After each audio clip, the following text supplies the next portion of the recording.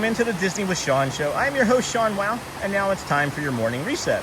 Today, we're talking about why consistency beats perfection. So, thank you again for joining us here today, friends.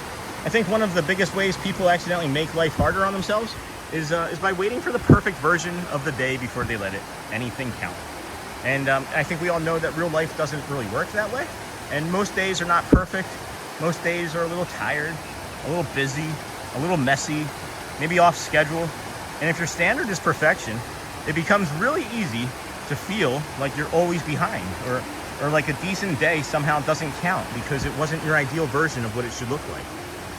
I've been thinking a lot about this lately because honestly, some of the healthiest brain choices we have are not the impressive ones. Sometimes the healthiest choices are the smaller ones, the easy accomplishments, the easier one, the version that actually fits the day you're having.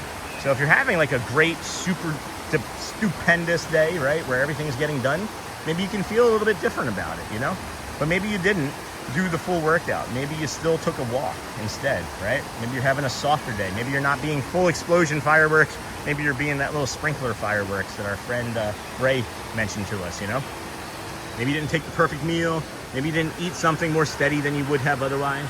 Maybe you were tired and you chose to slow down instead of pushing until everything felt bad, like I do.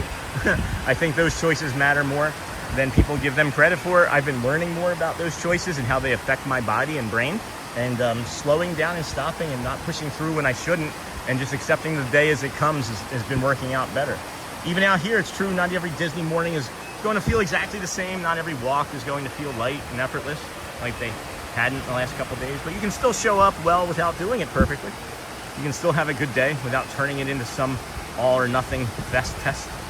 So I think that's the reset today, friends.